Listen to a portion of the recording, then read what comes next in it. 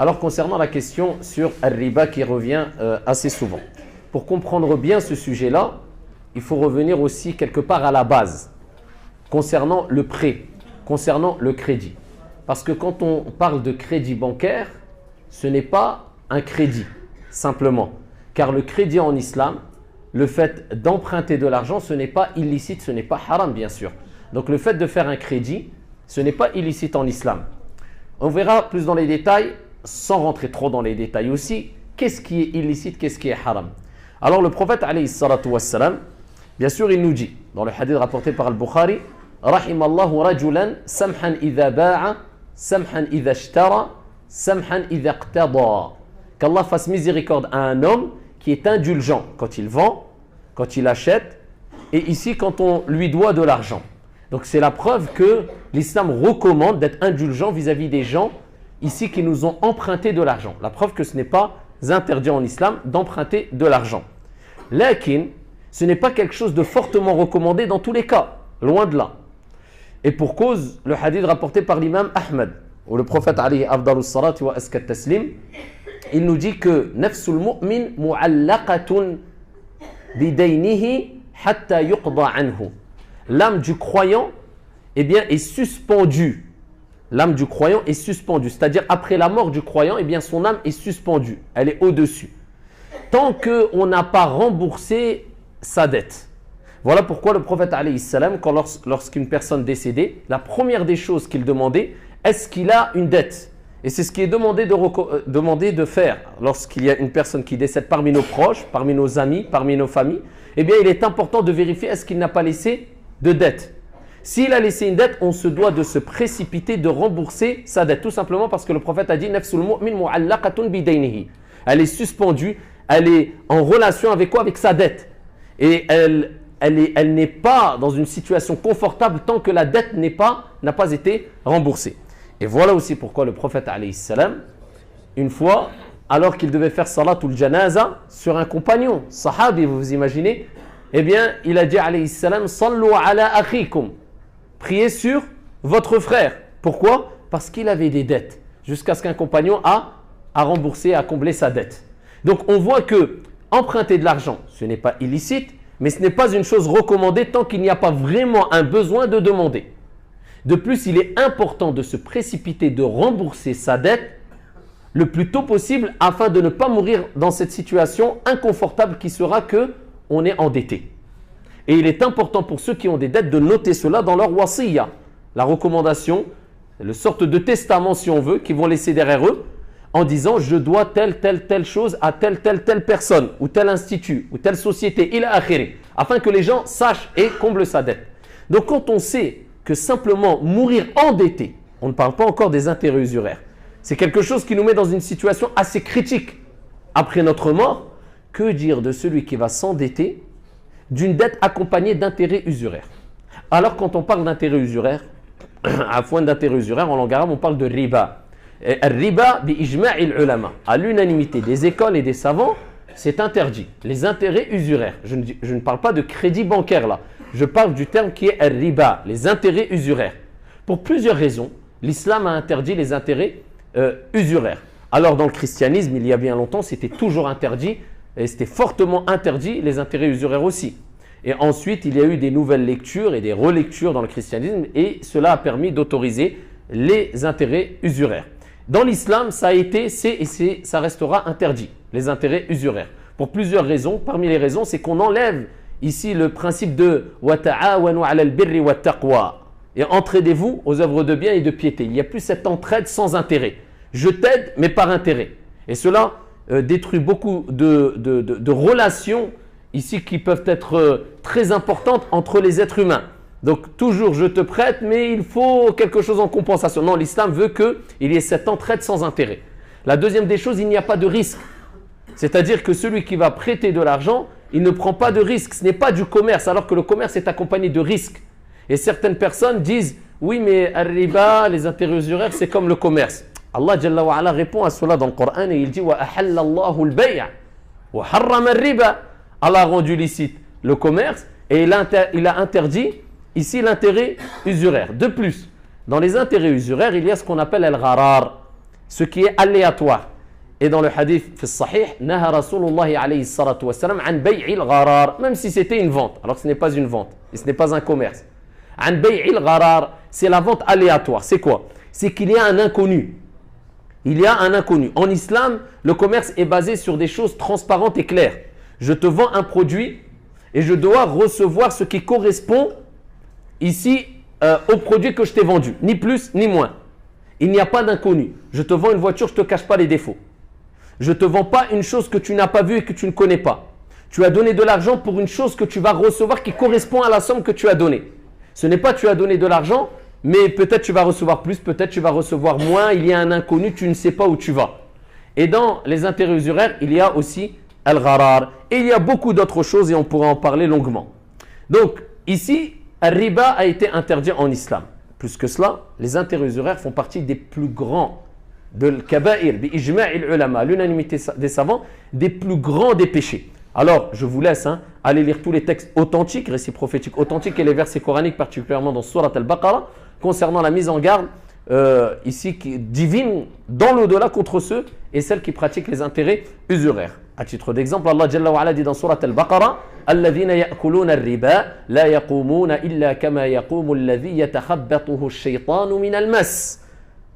Celles et ceux qui consomment, qui pratiquent les intérêts usuraires ressusciteront, encore faut-il croire à l'au-delà, nous parlons croyants, eh bien ressusciteront dans l'au-delà comme celui qui a été bouleversé par le toucher de Shaitan. Et les textes concernant les mises en garde, concernant Al-Riba, sont nombreux, très nombreux.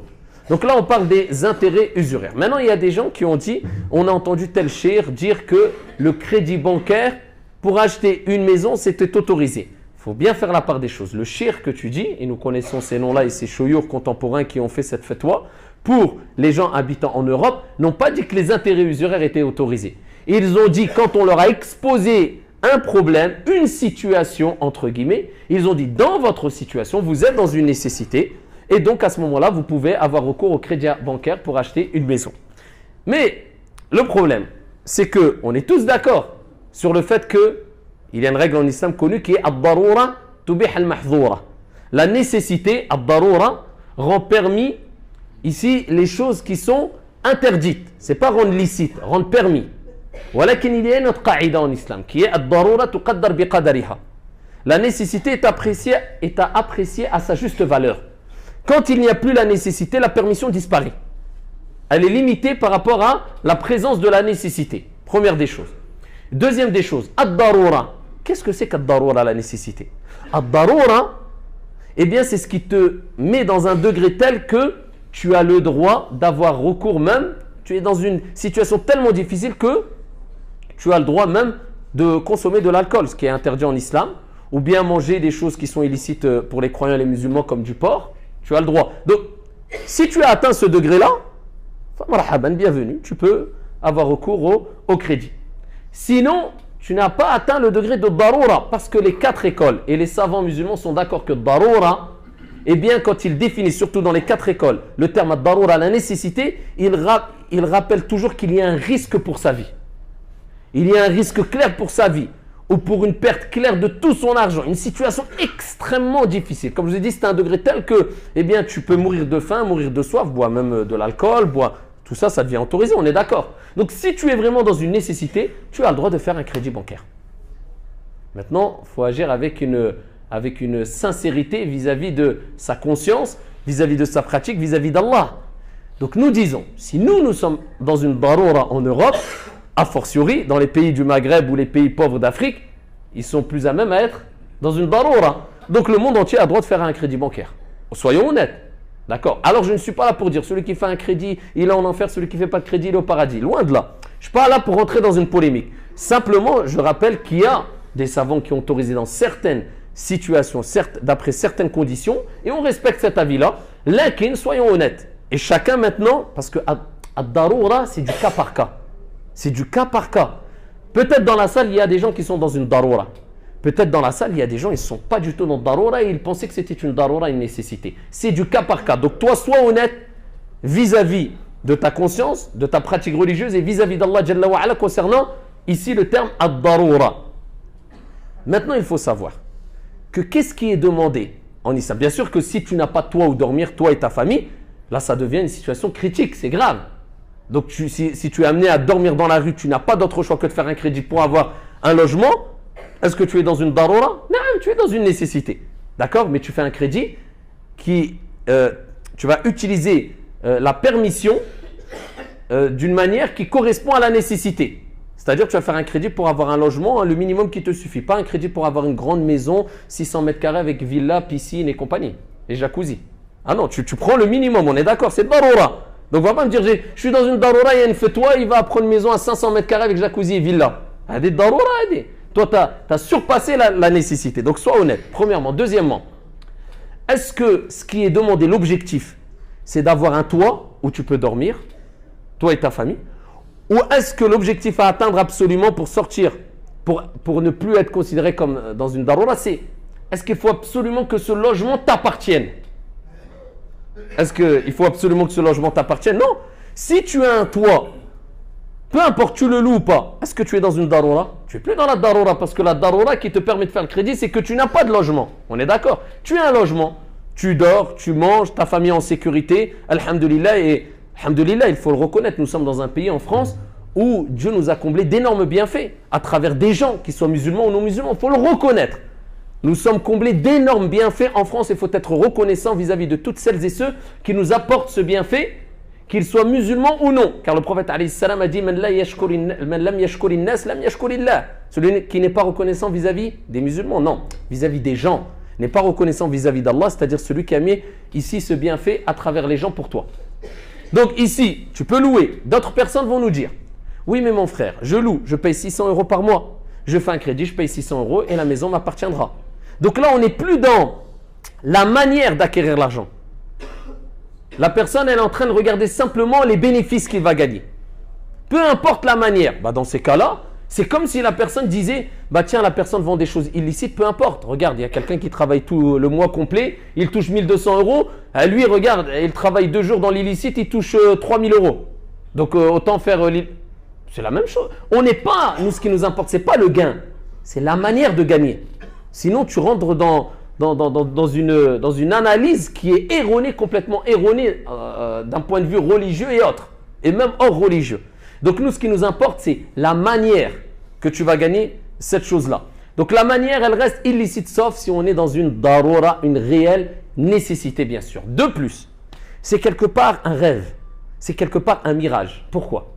Si on parle de crédit bancaire, pour acheter une maison, je dis, pour acheter une maison.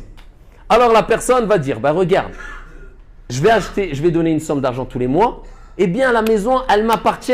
Mieux vaut que la maison m'appartienne que je donne de l'argent et que la maison ne m'appartienne pas. Déjà que tu le veuilles ou non. Même si la maison t'appartient, tu devras mourir, elle t'appartient que temporairement. En tant que croyant, il faut se mettre ça dans la tête. Même la porte de la maison, même la clé de la maison, elle ne te suivra pas dans ta tombe. Donc, dans tous les cas, tu vas la laisser, Deuxième des choses, si on parle du fait que la maison t'appartient, c'est quelque part faux. Parce que tu es dans un crédit. La maison t'appartiendra vraiment quand tu auras terminé ton crédit. Donc, en général, les crédits, c'est 20, 25 ans.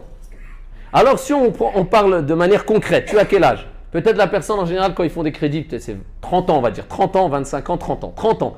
Il te faut 25 ans. À 55 ans, peut-être, si tu es toujours vivant, sans parler de tout le côté que j'ai cité précédemment concernant le péché, etc. À 55 ans, peut-être la maison t'appartiendra. Simplement, à quel âge? 55 ans. Donc, il faut une période de 25 ans avant de dire la maison m'appartient. Mais pendant ces 25 ans, tu donnes quoi tous les mois? Tu donnes rien. Tu donnes peut-être 800 €. Bon, maintenant, les experts en maison, là, combien? Vous allez m'aider un peu. Un crédit, combien? 600 €. Donc, concrètement, c'est un loyer. Donc, pendant 25 ans, tu payes un loyer. Donc, tu vas dire, ouf, au bout de 25 ans, quand tu auras 55 ans, 60 ans, tu vas dire, ouf, maintenant, j'ai plus de loyer. Sachant qu'on sait très bien que même quand la maison t'appartient, et même pendant les 25 ans, tu as des taxes foncières à payer. D'accord? Tu as des taxes d'habitation à payer. Tu as l'entretien de la maison à payer. Le crédit demande une assurance. Donc, si on réunit tout ça, sans compter le crédit, c'est un coût de combien à peu près? À peu près. Non, pas par mois, quand même pas. Moi, je parle par mois. 200, 300 €. En tout, avec le loyer. Avec taxe foncière, taxe d'habitation, l'entretien, 300 € à peu près par mois. Donc tu as quand même 300 euros. Même quand la maison t'appartiendra, tu devras encore donner à peu près 200, 300 euros par mois. Ce n'est pas un loyer, mais c'est quand même une somme. Donc, croyez pas que c'est quelque chose d'extraordinaire, même d'un point de vue hors religieux, le fait de, et c'est pour ça beaucoup de non-musulmans, juste par principe, parce qu'ils n'aiment pas être endettés, parce qu'il y a le principe de dette, n'oubliez pas, hein, ils n'aiment pas être endettés, et en plus de cela, ils se disent, je vais rentrer dans un cercle vicieux et dans une sorte de... Pourquoi? Parce que pendant 25 ans, je ne peux plus me permettre d'arrêter de faire de pause au niveau professionnel il a une pression énorme. Pendant 25 ans, tu te dis tous les mois, je n'ai pas le choix, je dois payer un crédit. Donc, billahi alaykum, ça vaut vraiment le coup quand on réunit tout ça? Alors, je répète, je ne suis pas en train de dire que celui qui fait un crédit bancaire, il est dans le péché automatiquement, c'est du cas par cas. C'est du cas par cas. Lakin, maintenant, ici, parce que la méthodologie du prophète, alayhi salam, quand il enseignait, ce n'était pas de dire simplement halal, haram.